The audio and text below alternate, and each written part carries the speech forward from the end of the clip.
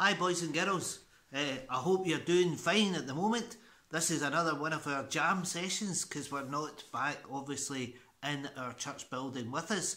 Dougie is going to be sharing a little story and some fun activities with you in just a moment, and I hope that you enjoy being entertained by him in our jam session today. Maximus, I'm afraid, is still on holiday, so no Find Maximus again this week, but hopefully he'll be back off his holidays quite soon and we'll hear about some of his adventures, no doubt, in the coming months. So enjoy Dougie's contribution today, and I hope that sometime soon we'll all have had our jabs and we'll be back in church together. God bless just now. I'll speak to you all later. Bye.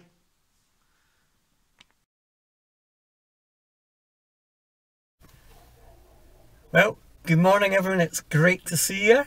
Today we're going to be thinking about following things and following people.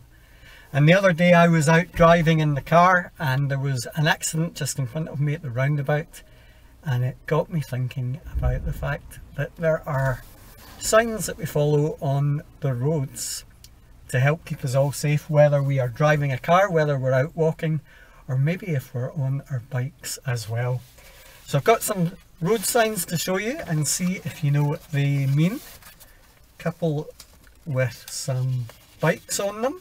You can shout out the answers at home, maybe get some help from some of the grown-ups who should know if they drive a car. You might need the second one if you don't follow the rule for the first one there. I think that's no explosives in your car. And another few.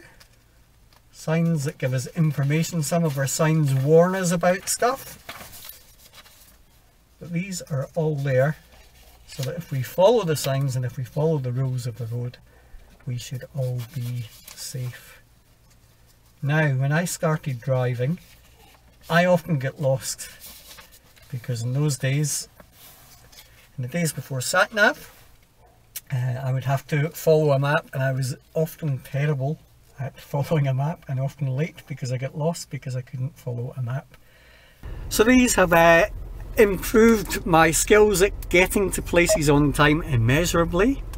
As you know, this is a sat-nav, and if we are trying to get to somewhere that we don't know, we would just type in the address or the postcode, and the sat-nav finds it on the map, and then it shows us a route, marks out a route for us to follow. And if we follow that route and listen to the voice telling us to turn left or to go straight ahead, we get there okay.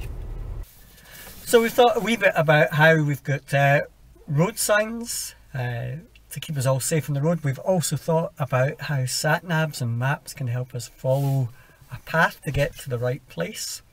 And today we're thinking about following because our story from the Bible is to do with Jesus going up to two sets of brothers who were fishermen while they were working out on the lake, and telling them to leave their jobs and to leave their family and to follow him. And that was an amazing thing that Jesus did, and we're going to watch a video of that just now.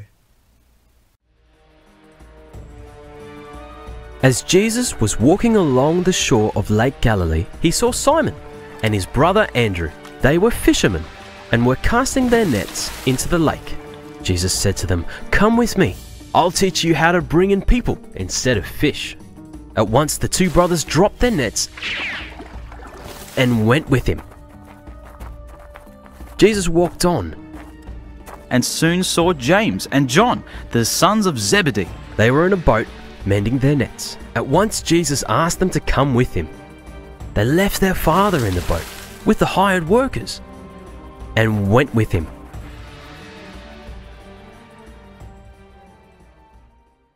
There we go. Jesus asking people to follow him. And one of the things about being a friend of Jesus, being a Christian, is that Jesus doesn't ask us to read a big stack of books, maybe complicated books with big long words in it, if we want to follow him, if we want to please him. It's not about learning stuff for a test like you would at school. Jesus also doesn't give us a huge long list of rules to follow. It's important, if we want to be safe on the roads, that we follow the rules and follow the signs. But when Jesus says he wants us to follow him, he just says, follow me. And the way we do that is by finding out about Jesus as we read the Gospels, Matthew, Mark, Luke and John, as we imagine ourselves in the stories as Jesus meets people. I think what Jesus means when he says we've to follow him is we've to learn about him, we've to look at how he treats people and to copy him. A wee bit like Follow the Leader, if you've ever played that game, and it's a game we might have played in church if we'd all been together. But in that game we copy what the leader is doing. And if we want to follow Jesus, I think he wants us to learn the kind of things that he says, to treat people the way he treated them, to love them the way he loved them. So that's our thought for this week, and I'll see you soon.